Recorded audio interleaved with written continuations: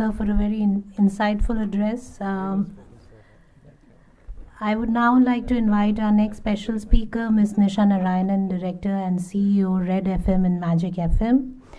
Nisha Narayanan is a media aficionado and experienced leader with a track record of 26 plus years in broadcast media industry.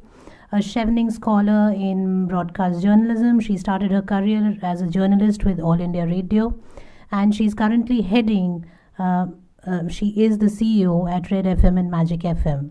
She's been monumental in taking the business to the new frontiers and has successfully launched new verticals and built the Red FM brand into a powerful one. She has also spearheaded setting up of radio stations across markets, different regions in the country, making Red FM one of the largest radio networks and a brand leader with social impact in the country. She's also authored several articles on radio policy and regulation, and she writes regularly for mainstream media as well as specialist journalists. Ma'am, I would request you to take the podium and address the audience. Thank you, Deepika. Good evening, everyone. I'm honored to be speaking on this esteemed panel today. First, I'd like to extend my heartiest congratulations to Nappinai for her book, Sassy Tales, although I'd like to mention that I've not had a chance to read the book as I received it only last night. Not completely. I've been able to skim through it, and I hope that during the weekend I can read the full book and have a better understanding of crime stories and the laws associated with them. I personally feel that cybercrime is much larger in its capacity and the threat that it poses to individuals, businesses, and society as a whole, which is a grave reality. There are several reports out there that suggest that 60 to 80% of Indian women face some form of online abuse, and it is not easy to get the exact figure because a lot of them are not even reported.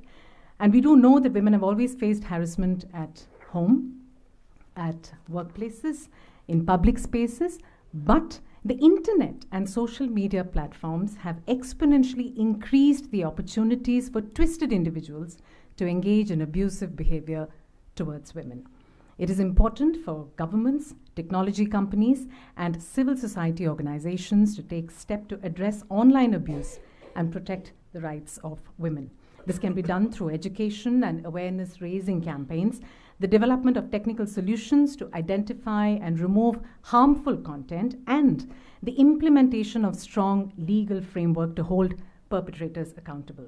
It's in this context that Nappinai's book becomes significant because Sassy Tales gives readers a very useful toolkit for tackling cyber crimes, and she suggests effective remedies and lists the provisions in Indian law that we can use to fight against cybercrime, and it also gives us the skills and knowledge to survive, navigate, and flourish these digital spaces.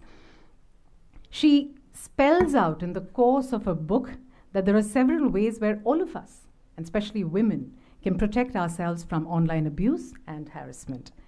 This can be carried out through thorough reporting mechanisms, change of privacy settings, improving digital literacy, and law enforcement. And she's also pointed out there are a number of provisions in the Indian law that protect women online. Section 79 of the Information Technology Act 2000 requires intermediaries to exercise due diligence with regard to content providers and warn them not to upload or display any information that is defamatory, harmful, obscene, or harassing. So the IT Act also has provisions in Section 66 and 67 to deal with cybercrime against women and children. Now, having said all of this, let me also mention that while protecting the rights of women and children online, and in the process of making internet safe for individuals, there is always the danger of tipping over into censorship and the suppression of dissenting voices as well. Well, this brings me to the strongest tool at our disposal that I believe we can leverage to create awareness, which is radio. I come from the field of radio, so I cannot help not talk about it. And radio has the last mile approach. It is hyper-local, it is hyper-vocal, and it can reach a wide audience, including those without internet access, by broadcasting educational programs and public service announcements, which includes cybercrime and the information related to it. And as a radio evangelist, I firmly believe in the power of this medium to educate and inform people about this issue. So at Red FM, over the last 6-7 years, we've highlighted the menace of cybercrime with a very dedicated radio show and podcast called Hidden Files. The show is curated with the help of top cybercrime experts from across the country who share their opinions and offer tips on how to stay safe in the digital world. And we've had such an overwhelming response 7 years ago that this is season 7 that is really going on. And I think there is this need to do this continuously, and most media organizations need to embrace this content as part of their regular content and not just take it up as a campaign.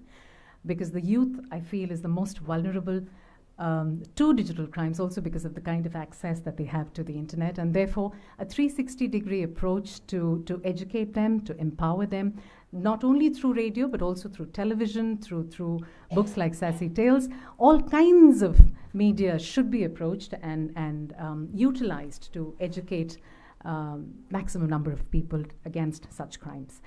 Cyber attacks have surged to threefold, and I believe it is to 1.16 million. I got it off the net. I'm not so sure about the figure. Last year in India, and the first step on way to safety is to be very rightly informed. So Hidden Files is a very humble step towards that effort. Let me just conclude by saying that protecting women online abuse and harassment, while is an absolute necessity, it is but a complex and multifaceted challenge that requires the cooperation of multiple stakeholders, including government, technology companies, and civil society organizations. And let me once again thank Nappinai for giving us compelling stories about cybercrime in India with very little legal and technical jargons in the book, and educating us in very clear and simple language on how best we can protect ourselves from the daily threats on the internet. Thank you for having me, and thank you for listening. Thank you.